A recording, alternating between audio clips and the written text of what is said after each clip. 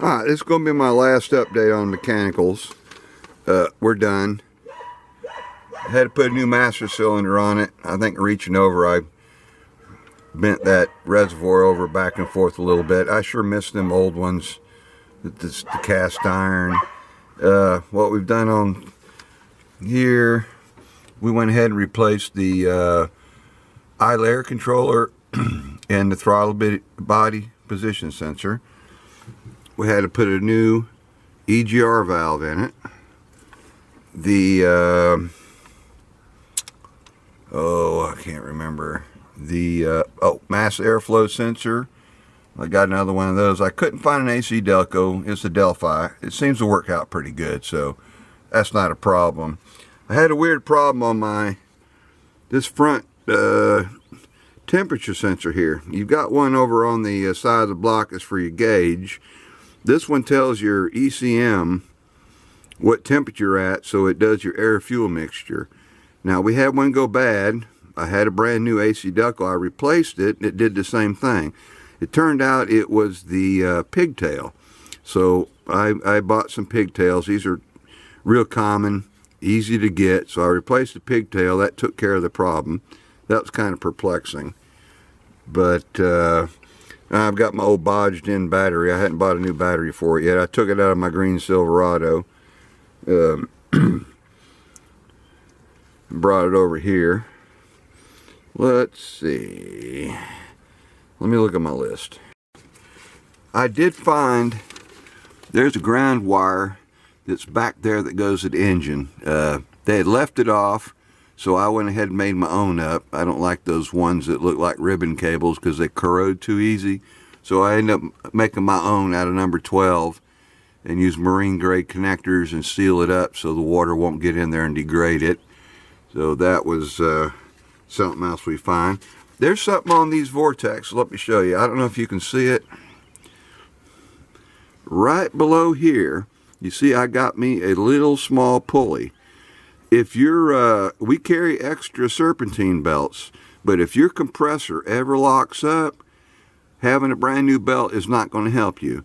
So what I do, and there's a place for it, right there, and that's a Gates part number 38008. And what you have to do is the hardest thing to find. It takes the same bolt and spacer on your idler here. So I went to a junkyard and rated it, and I think I got me 5 or 6 of them because I couldn't find it anywhere online or anything like that. So I got a bunch. I'm adding it to every VORTEC, and we carry 2 belts now, AC and non-AC, because there's a way to route it. But if you're on the side of the road in the dark, we just soon route the belts the same exact way, because we have our emergency rescue bag with all the extra parts and things. Anything I pull off that still works, like that temperature sensor there, it still works, so I clean it up, put me some Teflon tape on it. Now on the Teflon I use the stuff for LP and natural gas. It's yellow, it's chemical resistant, so that's what I use to put those in. Let's see. Oh, one more thing. This thing was running rich, and I could not figure it out. It was the damnedest thing trying to figure out why this thing was running rich. Well, I was looking at my ECU, and there was a little junkyard tag hanging down at the bottom, and I'd be willing to bet they put another, I call them ECUs, you can call them BCMs or ECMs. I got one off of eBay. You give them your VIN number, and his eBay, I think they call it spare ECMs. Great guy. So I got one that was set for a 5.0. They flashed it with the latest version. I put it on, and it doesn't run rich anymore. Made it run better, and fixed some issues that I could not figure out. Alright, let's see what else we did. Alright, let me go to the next thing on my list.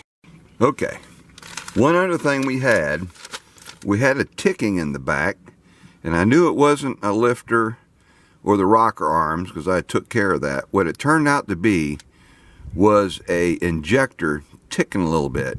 So what I did is I used that Berryman's B12 from O'Reilly's, and I only put about 5 gallons of gas in here, and I think that treats up to 20. So what I did is I overloaded that Berryman's and let it clean out. Now it cleans carbon and everything else, and I imagine it cleaned the top of them pistons off, but that made that injector in the back quit ticking, because I didn't want to have to pull this plenum off and replace this injection spider.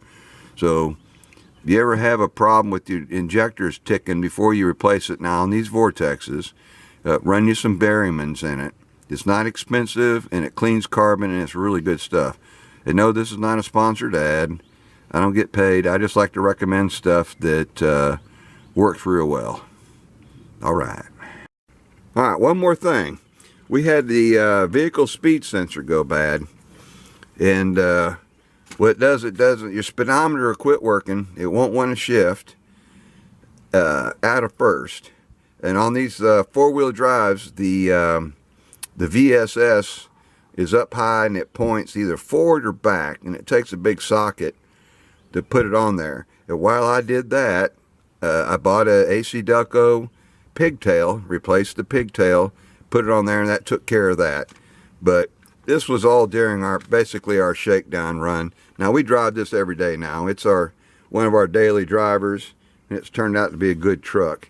Really good truck. Dependable, it runs smooth. Now being four-wheel drive with them big tires in that rear end, the gas mileage is not great. We only use it around close up here in the woods. So, all right. We replaced these front tires. Got to clean this, clay roads. The tires, it's Goodyear Wranglers. That's an LT 285 75 R16. Now this size fits perfect on this truck. It's not too big, it's just the right size. And I like these Goodyear tires. We've had them, we've already rotated them once. We got a 3-year alignment. So last time we had it rotated and checked the balance, it was all good. Now we replaced everything on the front end. Ball joints, tie rods, the idler assembly, the pitman arm, and the center link pins.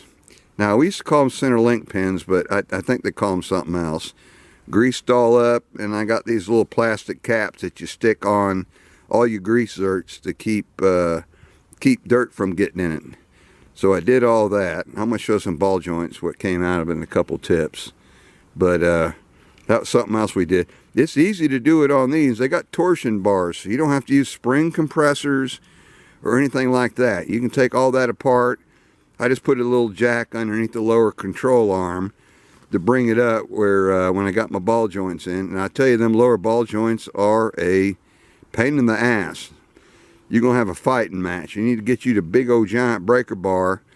And I got my ball joint install kit from Harbor Freight. I think, I can't remember the name of the brand, but it was good. I didn't break anything, so I really had to, I had to really torque those ball joints in there in the bottom. I'll show you the ball joints in a second, and you'll see what I'm talking about. Alright, on the upper ball joints, what you want to do, these were riveted in, and the top of that rivet is rounded out. So I took my die grinder, and what you do is you grind those things flat a little bit where you can do a center punch and get a straight line.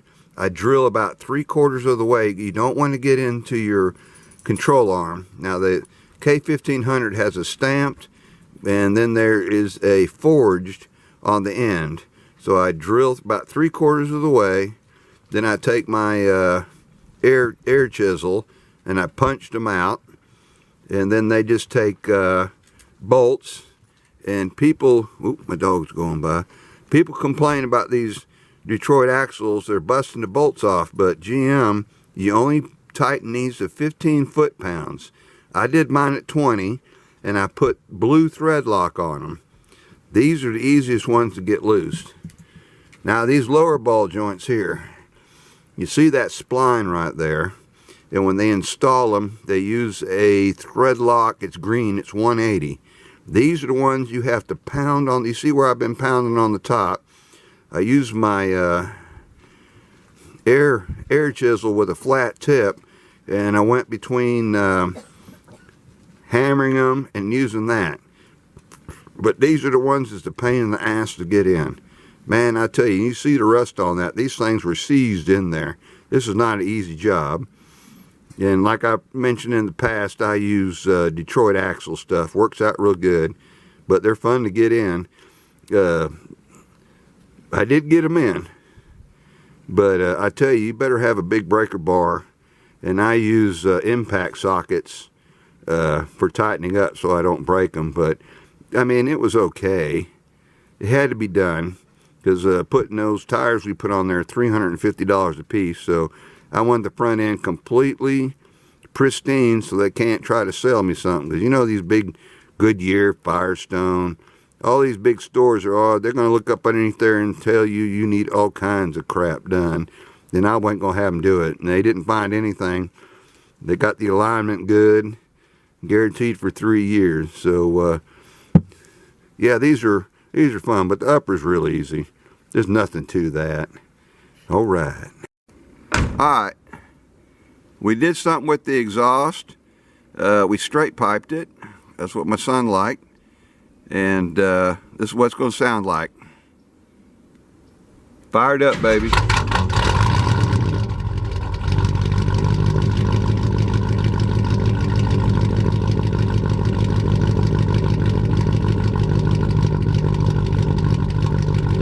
Rev it.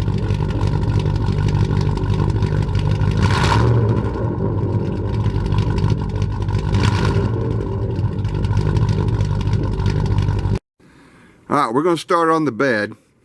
Get that done. I'm going to let the cat out of the bag. We're going to sell this truck. And I've got a 1970s vehicle I sold to my brother-in-law. They let it sit, let it deteriorate a little bit. I'm not going to pay them what I sold it to them for. But we're going to work on that. But that'll be another great series on this thing. You know, the bumper. We got to take care of all that. But y'all have a good one.